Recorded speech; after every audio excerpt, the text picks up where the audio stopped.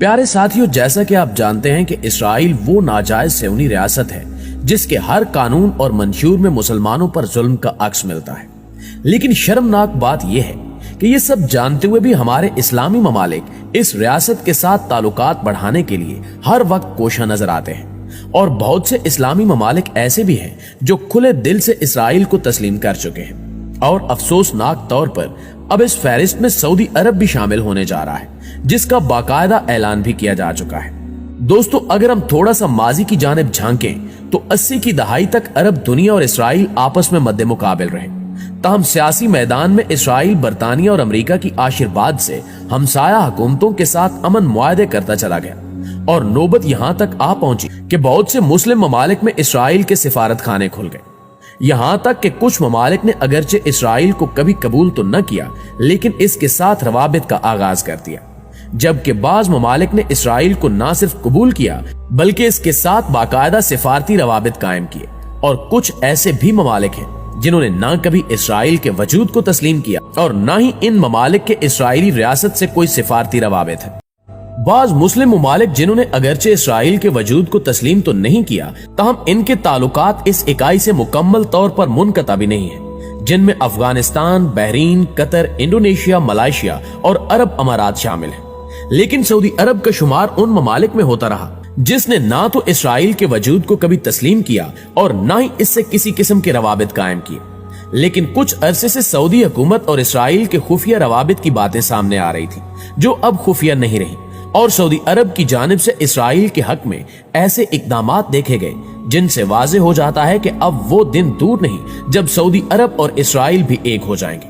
और हालिया पेशरफ्त को तो देखकर इस बात में हरगिज कोई शक नहीं रह जाता कि अब इस्लाम का मरकज यहूदियों के हाथों में है। इस पेशरफ्त के मुताबिक सऊदी अरब ने बड़ी शर्त रखते हुए कहा है कि अगर इसराइल फलस्तीन में अमन की फिजा कायम रख सकता है तो हम इसराइल को तस्लीम करने के लिए तैयार हैं और कोशिश करेंगे कि हम बाकी इस्लामी ममालिक को भी इस काम के लिए रजामंद कर लें। नाज़रीन ग्रामी, गैर मुल्की मीडिया रिपोर्ट्स के मुताबिक सऊदी सफीर बराए अक़वाम मुत्तहिदा ने कहा है कि इसराइल 1967 वाली सरहदों पर वापस जाए तो सऊदी अरब इसे खुले दिल से और बगैर किसी हिचकिचाहट के तस्लीम कर लेगा। और अगर इसराइल ये इकदाम करेगा तो तमाम मुस्लिम ममालिक इसे तस्लीम करने पर मजबूर हो जाएंगे। सऊदी सफीर का मजीद कहना था कि फलस्तीन पर इसराइली कब्जा पहले भी गलत था, आज भी गलत, और मगरबी किनारे में तामीरात और गजा का मुहासरा भी गलत है और ये हमेशा गलत रहेगा, क्योंकि वक्त बदलने से गलत सही नहीं हो जाता। दोस्तों, वाज़ेह है कि गुज़श्ता माह इसराइली मीडिया ने रिपोर्ट में कहा था कि तकरीबन 20 अमरीकी यहूदी रहनुमाओं पर मुश्तमिल एक वफद ने सऊदी अरब का दौरा किया और वहां सीनियर ओहदेदारों से मुलाकात की। जबकि उस वफद ने जिन ओहदेदारों से मुलाकात की उनमें 6 हुकूमती वुज़रा और सऊदी शाही घराने के सीनियर नुमाइंदे भी शामिल थे। और उस मुलाकात का मकसद रियाज और तेल अवीव के दरमियान ताल्लुकात कायम करने के इम्कानात पर नजरसानी करना था। सऊदी अरब ने 12 इसराइल के साथ अमन के लिए अरब पैरामीटर्स के अपने अज़्म का आदा किया है, जिसका इजहार 2002 के सऊदीया के तजवीज करदा अरब इकदामात में किया गया था। ये भी याद रहे कि इसराइल ने 1967 की अरब इसराइल जंग के दौरान मशरकी यरूशलेम पर कब्जा किया था और 1980 में पूरे शहर का इल्हाक कर लिया था। और फिर मिस्र और उर्दन के बाद मशरिक़ वुस्ता में इसराइल को बाज़ाब्ता तौर पर तस्लीम करने और इसके साथ ताल्लुकात मामूल पर लाने वाला मुल्क मुत्तहिदा अरब अमारात था। और इसी दौरान इसराइल और मुत्तहिदा अरब अमारात ने अगस्त में ऐलान किया था कि वो ताल्लुकात को मामूल पर लाएंगे और हुकूमती सतह पर बैंकिंग, कारोबारी मुआहदों के जरिए अरब अमारात की जानिब से इसराइल के खिलाफ तवील मुद्दत से जारी बाइकाट को खत्म करेंगे। बाद अज़ां करीबी मुल्क बहरीन ने भी 15 सितंबर को व्हाइट हाउस में इसराइल के साथ ताल्लुकात मामूल पर लाने के लिए यूएई के साथ मिलकर मुआहदे पर दस्तखत किए थे, जिसके बाद सूडान 2 माह के अरसे में तीसरा मुसलमान मुल्क था जिसने इसराइल से दुश्मनी खत्म करने और ताल्लुकात मामूल पर लाने का ऐलान। मुत्तहिदा अरब अमारात और बहरीन वो तीसरे और चौथे अरब ममालिक थे जिन्होंने इसराइल के साथ ताल्लुकात कायम किए, जबकि मिस्र और उर्दन बितरतीब 1979 और 1994 में इसराइल के साथ अमन मुआहदात पर दस्तखत कर चुके थे।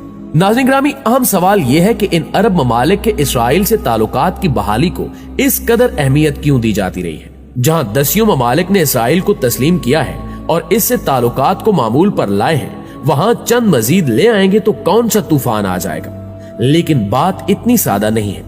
क्योंकि ये अरब रियासतें बिलखसूस अरब अमारात और सऊदी अरब फकत 2 अरब ममालिक नहीं बल्कि आलम इस्लाम के लिए अलामती हैसियत रखने के साथ साथ एक नजरियाती मकतबा फिक्र के पुष्ट पनाह की हैसियत भी रखते हैं। लिहाजा आलम इस्लाम में इन अरब ममालिक का असर रसूख इस चीज का बायस बनेगा कि इनके जेरे सरपरस्ती काम करने वाला मकतबा फिक्र भी इस अमल की ताईद की राहें तलाश करेगा। यूं मुसलमानों के माबैन मसले फलस्तीन के हवाले से 2 आरा वजूद में आ जाएंगी। एक राय जो फलस्तीन की आजादी का मुतालबा करती है और इसराइल को एक नाजायज रियासत तस्लीम करती है, जबकि दूसरी राय वो होगी जो इसराइल के वजूद को भी तस्लीम करती है और फलस्तीन को भी हकूक देने की बात करती है। यहां सबसे अहम सवाल यह है कि इन अरब ममालिक के इसराइल से ताल्लुकात को तस्लीम करने से क्या होगा। तो इस हवाले से इन अरब ममालिक का मौक़िफ़ यह है कि इनके इस इक़दाम से फलस्तीनियों के मसाइल में कमी वाक़े होगी और वो इसराइल से बेहतर तौर पर फलस्तीनी अवाम के हकूक के लिए बात कर सकेंगे। अरब अमारात का मजीद कहना है कि इसराइल से रवाबित इस शर्त पर बहाल हुए हैं कि वो फलस्तीनी इलाकों को इसराइल में शामिल करने के इरादे को तर्क कर देगा, जबकि इसराइली वज़ीर-ए-आज़म का कहना है कि हमने इस इरादे को मुकम्मल तौर पर तर्क नहीं किया, बल्कि अब भी ये ऑप्शन हमारी मेज पर मौजूद है।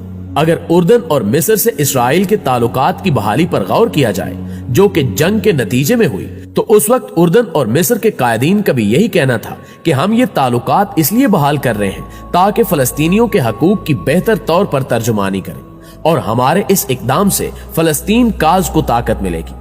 लेकिन मिस्र और उर्दन के इसराइल से ताल्लुकात की बहाली से फलस्तीन काज को जो तकवीयत मिली वो आप सब बखूबी जानते हैं। 1977 में मिस्र और इसराइल के माबैन होने वाले अमन मुआहदे में कहा गया था कि मिस्र और इसराइल दोनों सहराए सीना से अपनी अफवाज निकाल देंगे तो मिस्र इसराइल को तस्लीम करेगा और सुएज कैनाल से इसराइली कश्तियों को गुजरने दिया जाएगा।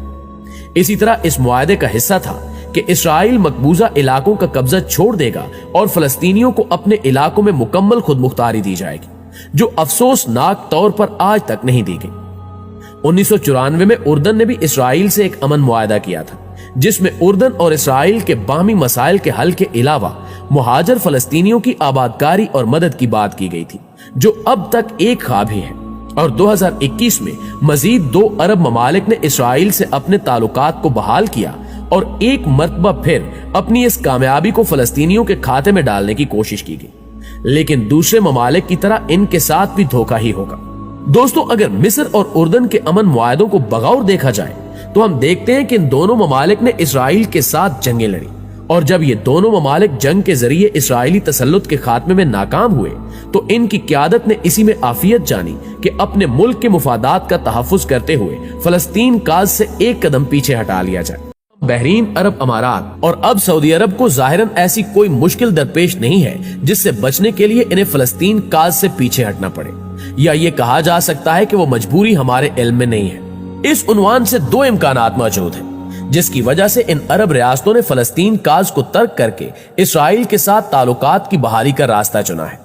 एक इक्तिसादी मुश्किलात और दूसरा ईरान और इसके इत्तेहादियों से दरपेश खतरात। इन दोनों इम्कानात का ताल्लुक इन अरब ममालिक के अवाम से नहीं बल्कि वहां बरसे इक्तदार खानदानों के इक्तदार से है। लिहाजा आप ये बात जहन से निकाल दें कि अरब ममालिक के इन इकदामात से फलस्तीनियों को कोई फायदा होगा। आप दोस्तों की राय इस हवाले से क्या कहती है, कमेंट करके हमारे साथ शेयर जरूर कीजिए।